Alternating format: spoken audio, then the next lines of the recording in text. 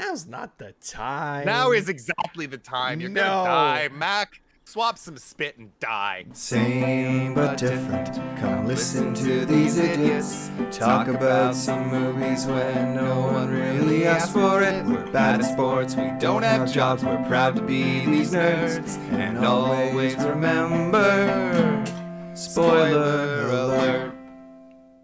Welcome back to Same But Different, the movie talk show nobody asked for, where we talk about movies, TV shows, entertainment, and everything in between. My name is Derek. Sitting to the right of me, or my left, your right, is Brody. Hi. Hey, let's go to work. Let's do this. We're filming this episode early, so there's little bits of news pouring in over the past couple of days since we filmed our last episode, because I'm going to be moving soon and I don't have time to do stuff. So we're doing this episode for you guys so we get it out, but there is news and we should talk about it because it's pretty important. Yeah, I'm interested. I tried to look up some movie news and I didn't see too much that was worth reporting. So I'm hoping you grabbed some nuggets. Not necessarily movie news, celebrity news. So first point, Jonathan Majors. Did you hear about this? Jonathan Majors, the guy, Jonathan Majors, the guy who plays Kang and in Creed 3. Sure. He got arrested for assaulting his girlfriend. Allegedly. It's a touchy subject when allegedly comes up, when it's obviously a woman victim allegedly accusing a man of assault, right?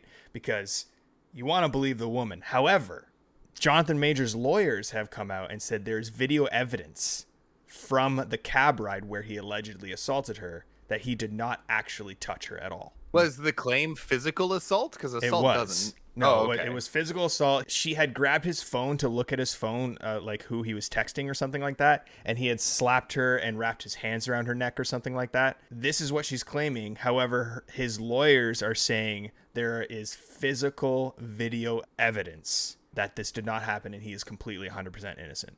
So, there's that. If it's true, fuck that guy for harming a woman, but also it's really shitty because he was just starting to like skyrocket in stardom, right? Marvel, Creed 3, everything else. Just now he's starting to get his hooks in Hollywood and starting to climb. His fingers in that pot? His fingers in that pot. Oh man, is that going to be a thing? It has to be now. I guess we'll see what happens with that. That's Jonathan majorly fucked up.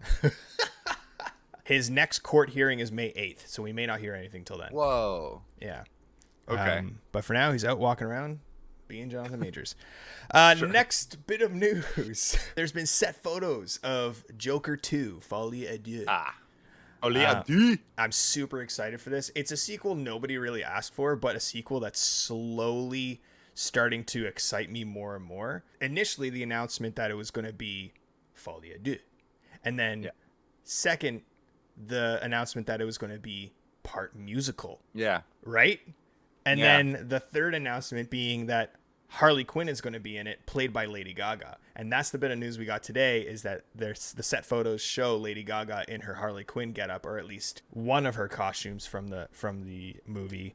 And it's her exiting what looks like a courthouse, and she's wearing a suit, but in classic black and red and white Harley Quinn colors with a little bit of makeup. Super Grounding excited. her a little bit. Grounding her a little bit, and the people along the sidelines are holding up signs saying like, release the Joker, like the Joker didn't do anything wrong, he's our savior. And then also some signs saying Dent is a joke, or Dent is the clown. So there's going to be Harvey Dent too. Aaron Eckhart's coming back. Oh, I doubt that. I do too, obviously. I doubt that. I'm down. Imagine.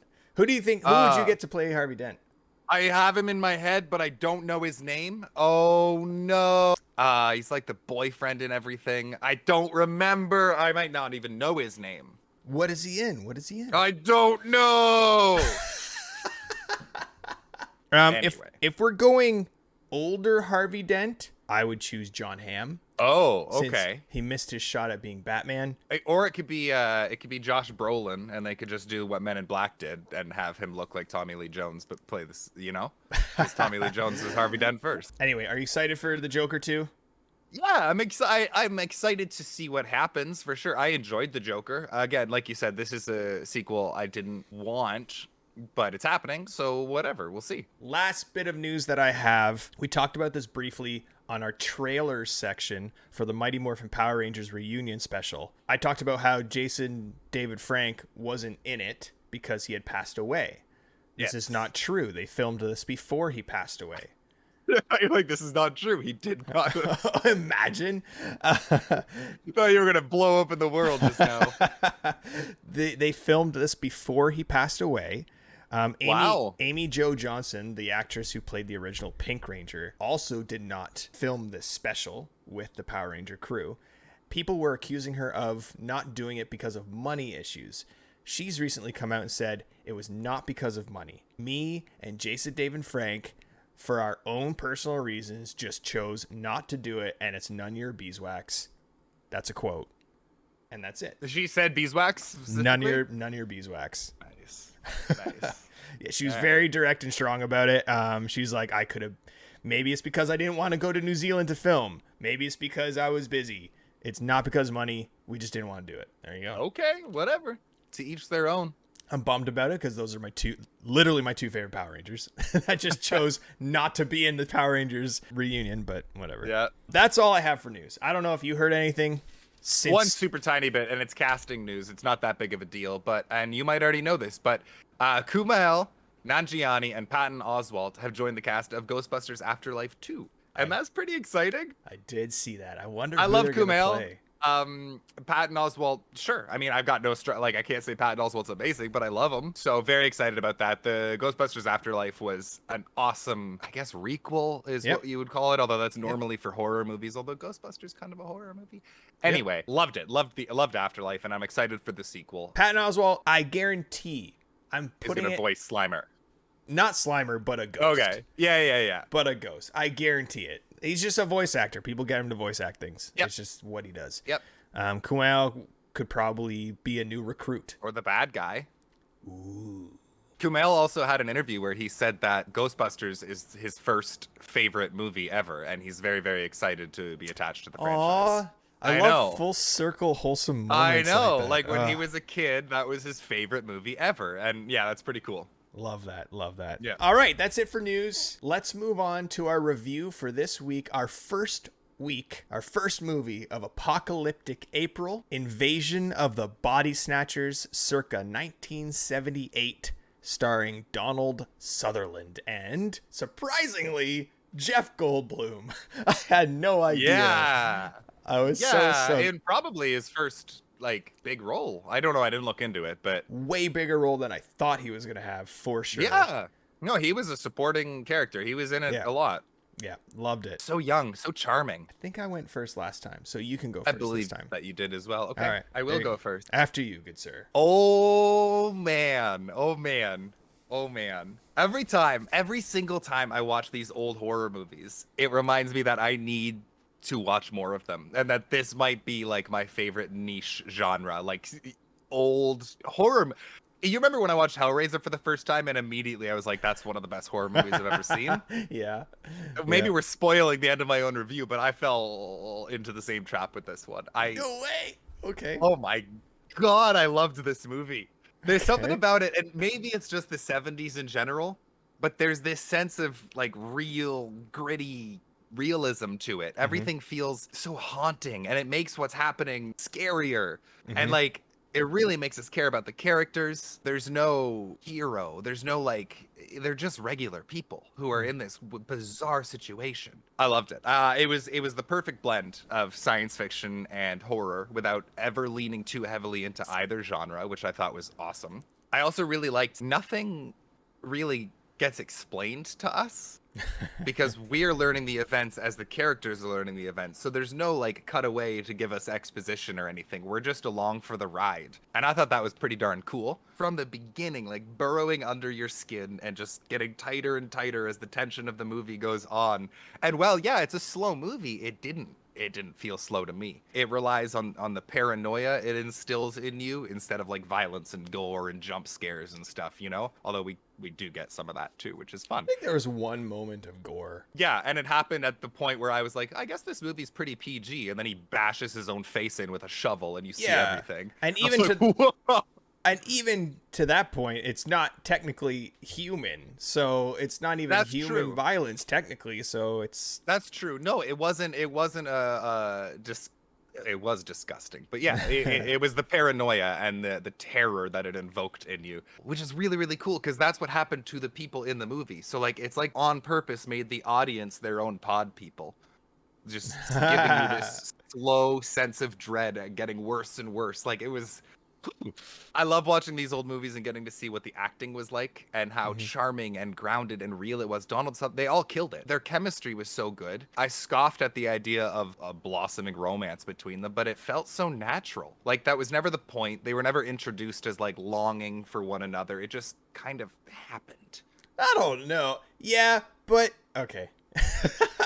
When they were just hiding in the grass and they decided to make out for the first time right then and there, I was like, now's not the time. Now is exactly the time. You're gonna die. Mac, swap some spit and die. Now's not the time. You're hiding. Pay attention. Bah, bah, bah, humbug to you. The music was so unsettling and freaky and random and like in a good way. Like I was on purpose, but there were times where it really threw me off. Practical effects. Ugh, I think that's where these movies have so much charm for me because especially alien invasion movies, like look at your Independence Day, Signs, War of the Worlds. Not that those are bad movies, but they're so reliant on crazy, explosive, big scenes, and this one just is the antithesis of that in a really, really, really charming way. Street level. I love it. Yep. Yeah, there are some horror cliches or tropes in this movie, you know, that I'd like to fault it for, but I don't think they were cliches or tropes 45 years ago. Sometimes the character just did stupid things, or sometimes like, you know, they're all hanging out and something's happening and they're screaming about what's happening. Like, yeah, we all see it, you know, those stupid little nuances. But I don't even fault this movie. I fell in love with every aspect of it. I was smiling the whole time. I don't have a single gripe, and it is a 10 out of 10. No way. It is a 10 out of 10. I loved this movie. What? I loved it. A 10 I loved out of it. 10? Absolutely, man. This might be my favorite horror. I don't know. I got to sit with it. But I loved it. I loved it. No way. Yeah. 10 out of 10, bro. I'm trying to be really, really clerical about my ratings, I guess. Sure. I only had good things to say. I enjoyed it. I can't wait to watch it again. I want to check out the original and the remake. I want to dive into this world. I loved it. People say the original is better. Like from the consensus of the reviews that I watched, people say the original is better than this one. Although they like this one, the original's still better. Yeah, I read a review saying that a lot of people consider this the best remake ever made. I personally get it, clearly. Wow, 10 out of 10. Talk to us about the dog, though.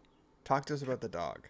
I loved it. And the fact of the matter that dog with the human face, which you can see up on top of Derek there, came out of nowhere, scared the bejesus out of me, left me in a feeling of shock, and then in that same second, he turned around and punched an old woman, uppercutted her in the face. There was so much going on, so much absurdity and bizarre what the heck. And like I said, the movie never tells you. We don't know how the heck that dog, like clearly their splicing or their stealing of the bodies went wrong somehow. I don't know, but I loved it. But bear in mind, we don't give out 10 out of 10s very frequently. This is my kind of movie. Okay, yeah, this is your genre, man. You got to take a deep dive into 70s horror. I do. I don't know if it's specifically body horror, because I know a lot of body horror movies. I'm like, you know, like controversy time. I don't like The Thing. I prefer the prequel. I was gonna ask if you liked it. It's the same vibe, though. Yeah, you're right. And maybe I need to rewatch it. I watched The Thing for the first time maybe like 5 years ago, and I didn't like it. Can I ask you a question? First thing I thought of when this movie ended, what modern movie it felt like. It Follows. Did you like It Follows? It Follows is another one I need to rewatch because in my mind, and I'm probably wrong about this, I think It Follows was the first time I was exposed to this elevated horror we talk about. You talked about it last week. We've talked about it. I think that was my first time watching a movie that was that tone. Mm-hmm.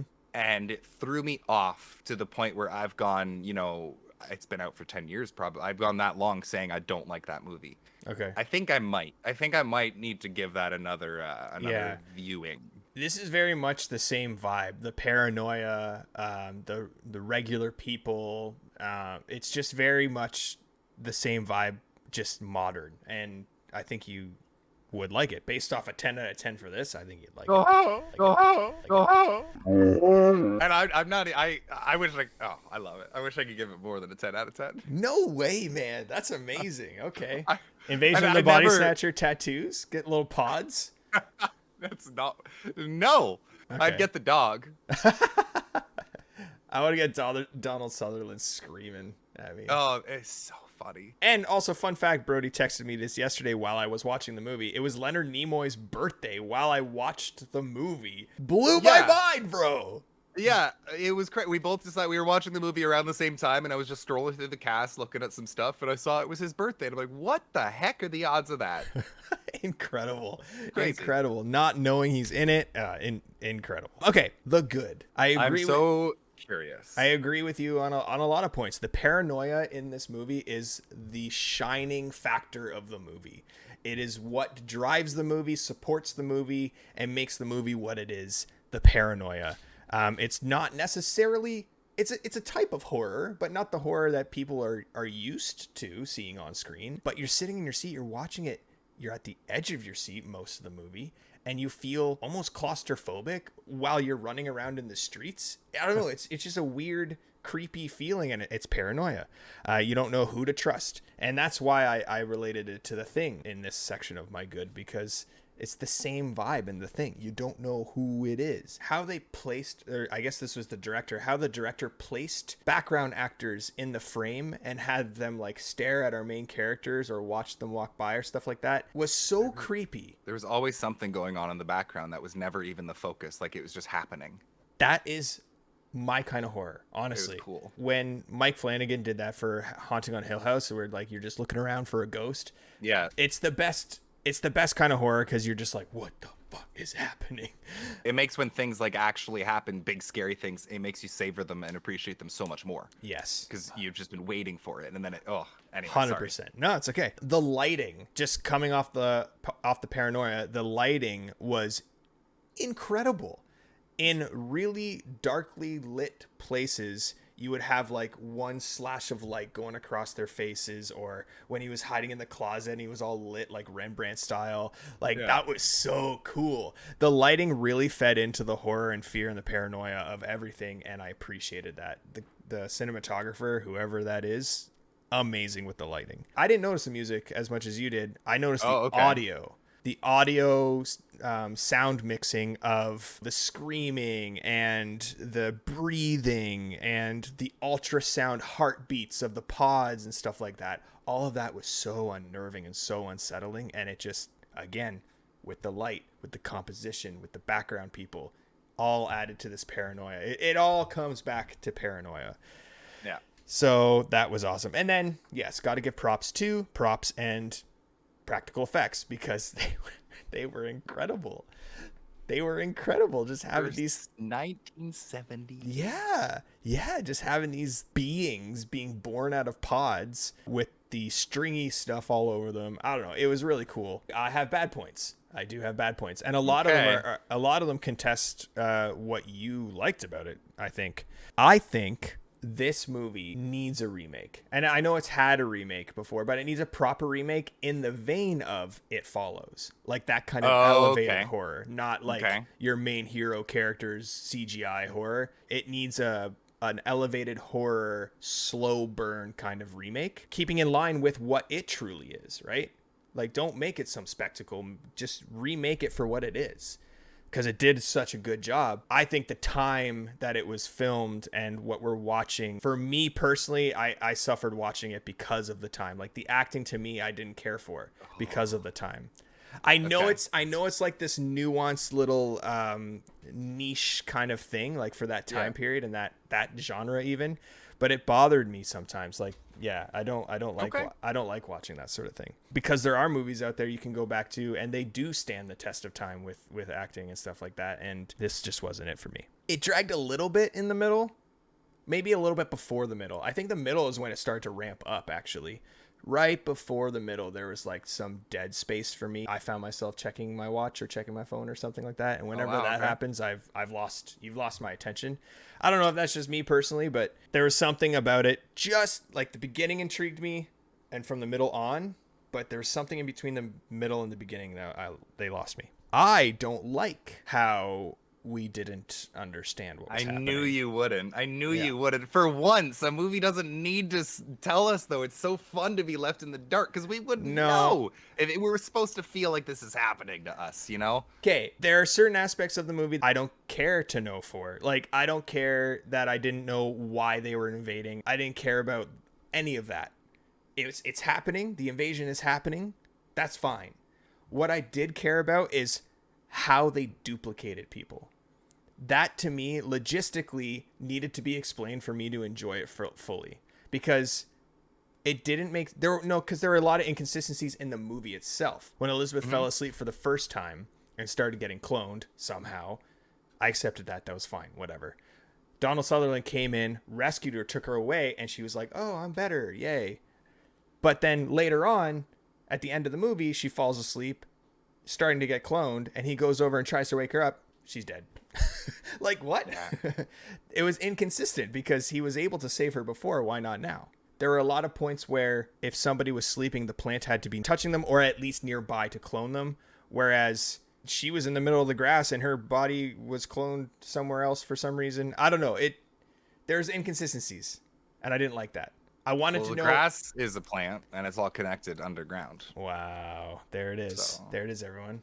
Brody solved it. His 10 out of 10 movie. I appreciate the mystery of why the invasion is happening. I don't need to be told this. I don't like it when I'm given a little bit of information as to what happens, and then later on, it's inconsistent. Okay. It shows me something different. I'm like, but it worked before. Why not now? Anyway, this is kind of petty. But the title. I did think of this as well. I let it slide, but it did come up. Body Snatchers. Not necessarily body snatching. Up until the point they actually said, oh, they're duplicating us. I was okay with it. I was trying to theorize, like, how are they snatching their bodies? How are they taking them over? How are they doing this? But then as soon as it was duplication, I was like, that's not body snatching. That's dumb. Would you not call, when someone hacks your data and copies and steals all your data and stuff, they're stealing it. It's a duplicate, but it's stolen. So... Yeah, but snatching to me is more physical, and like I own the actual original thing now. Like I've snatched it from somebody, and it's me. It's mine. And again, I do get what you're saying, but yeah, and I understand what you're saying too. I just don't think it's accurate to what actually was happening in the invasion.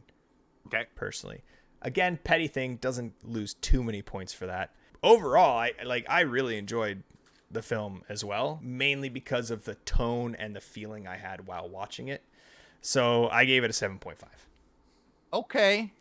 7.5 out of 10 for me. That's the wrong answer, but that's okay. Same but different. I can't believe you give this piece of love trash a 10 out of 10.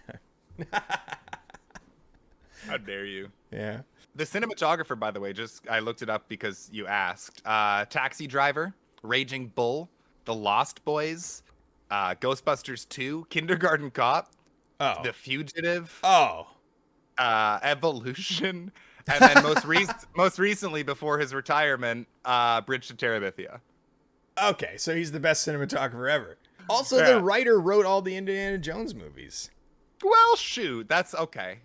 All right. And all those Indiana Jones movies, especially 4, are fantastic, so. Enough with you. Enough with you. I hate that you took that short out of context, because I go on to say, I know it's not good, but it's better than people say, but you didn't put that in the short. Now I look like a dumb idiot. No, I'm always going to take it out of context. And now this one I'm going to take out of context too. I'm going to make it sound like you called yourself a dumb idiot. No, put this entire last 30 seconds as a short. I need people to know.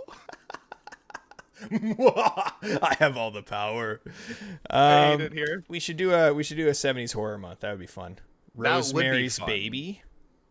Never seen it. I've never seen. That's the thing. I've never seen Jacob's Ladder. I've never seen Rosemary's Baby. Let's find out what we're watching next week. We got the Hat of Destiny. Okay, we're sticking with it. Okay. It's only because it's been 2 days and I haven't had time to think of it. I was debating in that saying Fate instead, but I didn't. We ready for this? Let's go. Apocalyptic April movie number dos. Oh, I missed everything, but I smacked one over here. I tried to catch them. That would have been cool. Da-da, da-na, da-na, da-na. Okay, I made a mistake. Oh no, is it? No way you pulled the same movie.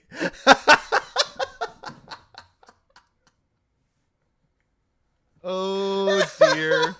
Throw that out. Brody, the chances of you pulling the same movie, though. That's pretty bizarre that just happened. I don't know why I put it back in. Dana. Let's try this again. Okay. Drastically opposite. Drastically. We're going cartoony. What is this? Miyazaki's NAUSSICA. NAUSSICA of the Valley of the Wind. Oh yeah, the title with the two. Yeah, it's like War of the Dawn of the Rise of the Planet of the Apes. Right. Don't put it back in. Okay. Throw it out, man. Okay, a Miyazaki film. That's fun. That is fun. I like that we're switching it up. It's going to be very different than this theme, or than this week's, obviously. Okay, cool. So next week, everybody watch NAUSSICA of the Valley of the Wind, whatever that means, and come back and talk to us about it because we'll have some thoughts, as we always do. What's next is we've got our top 5 of the week, and we went, pretty obviously, we went with top 5 alien invasion movies. Okay, specifically invasion. Alien movies could mean Star Wars, could mean Superman, could mean anything really. Fifth so we Element. went with sure. Yeah. So we went invasion specifically. I quickly started to realize that sci-fi alien movies might be my favorite genre as I was going through all the movies. I could have told you that. You know me better than I know me. Do you want to go first? No, you do. Okay, I want to go first. Yeah. All right, number 5. We're giving it to The World's End. Okay. Yes. Some may argue that it's not necessarily alien invasion because it's not organic life that's invading. It's like computer information invading, but it's still an alien invasion. It's an alien entity coming to Earth and invading. Number 4, Welcome to Earth, Independence Day. Figured. I'm surprised that's only number 4. I know how much you love that movie. Oh, trust me, the top 3 are golden standards for alien invasion movies. Okay. In my opinion. I mean, that is probably the pinnacle of alien invasion movies when you think about it, but there are better movies. Okay. Number 3, my first James Gunn movie I've ever seen, Slither. Oh, wow. Yeah. Wow. Okay. All right. Hilarious horror alien comedy. That's a good one. I'll watch that movie on repeat. I love that movie. Number 2, the first movie that ever truly scared me and made me fear for alien invasions. No, what? I just know that's the... You're right to an extent, but not about alien movies. Okay. M. Night Shyamalan's Signs. Oh, okay. When that alien walks out at the birthday party in Mexico, shit my pants. Okay. Twice. And number 1, probably one of my favorite movies in general, Arrival. Oh, I should have known. Yeah. Not only does it have aliens, it has a very unique take on time travel, which I love. It's just an incredible movie with incredible performances. Denis Villeneuve can do no wrong. Blade Runner. Nope. Blade Runner. Nope. That's where he was wrong. You know it. He was not wrong. If you had to put his movies in order, that would be your lowest rated one. Yeah, you're right. I'd happily watch Blade Runner 2049 before ever watching Dune again. Rude. You're just rude. You're rude. It's a garbo piece of trash. Everybody come after Brody and attack Nothing him. happens. It's just brooding the whole time. And then your excuse of, oh, it's just the setup for the second movie is a bullshit excuse for a bad movie. That's not my excuse. It's just it's a good movie. I know that's what people say though. Oh. People are just like, it's the part 1, it's the prequel for what the movie is actually gonna be or something. I'm like, that's just jargon for we know it's bad. Oops. It wasn't bad, man. But anyway, you don't even like Interstellar, so I can't talk to you about things sometimes. Let's not get into this. What's your top 5 alien invasion movies?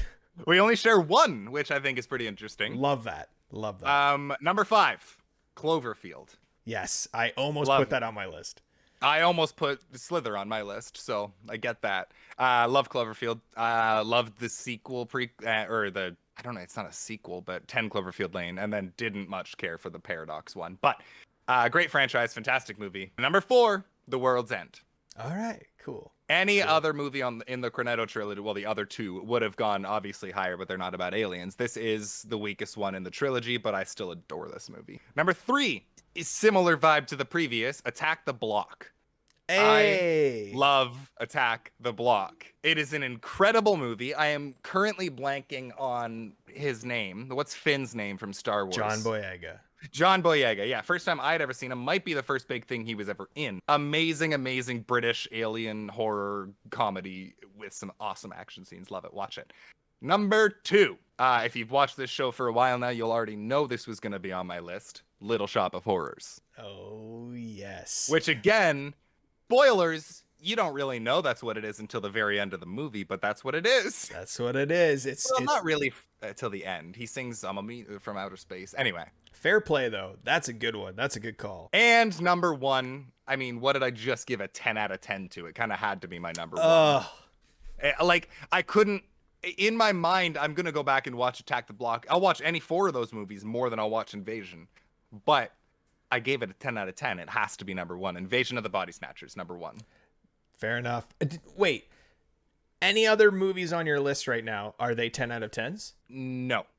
Okay, cool. It's not a bad movie, but to 10 out of 10 it? To each their own, you interstellar fanboy. Let's keep this train rolling with Apocalyptic April. Watch Nautica of the Valley of the Wind. NAUSSICA of the Valley of the Wind. I will always get that title wrong. But it's not, okay. Maybe after you watch it, you won't. You'll put some name on Princess Nausicaa's, what's the expression? Put some respect on Princess Nausicaa's name. Is that the expression? I didn't even know it was a princess. I just thought it was I assumed it was a place. Nausicaa. Warrior and pacifist, Princess Nausicaa desperately struggles to prevent 2 warring nations from destroying themselves and their dying planet. Already I hate this. Hold on. Warrior and pacifist? What? I didn't even... Maybe they'll explain it, because that's that I didn't even notice how stupid that sounded. Yeah. Maybe they kind of have to explain it, right? They will. We'll watch it. Miyazaki, I don't doubt Miyazaki in any way, shape, or form. So hopefully we get something out of it. And it's just an apocalypse based on pollution and war. So it's like real, you know? Okay. So pretty much Princess Mononoke as well. Like that had very political and pollution undertones to it as well. Yeah. Climate. That wraps up the first episode of Apocalyptic April for Same But Different. It's been a blast. That was a fun one. Fun little short stint. Yes, I like this theme. I'm excited for the rest of the month. I want to watch all of them. Me too. I'm more excited than I was for Mafia. That's for sure. Yeah, it goes without saying. All right, if you liked the review, if you're liking our shorts, please give a like to the video, subscribe to our channel, and comment down below with your top 5s or anything else you want to discuss movies down below. We love talking about it with you. We sure do. So have a great day. I like what I said, and I mean it. We're keeping it in, not editing it out. Editing? Editing. That's a tough word to say. Cut this video off. Bye. Bye. Double feature. Let's bring it back. Yeah. Okay.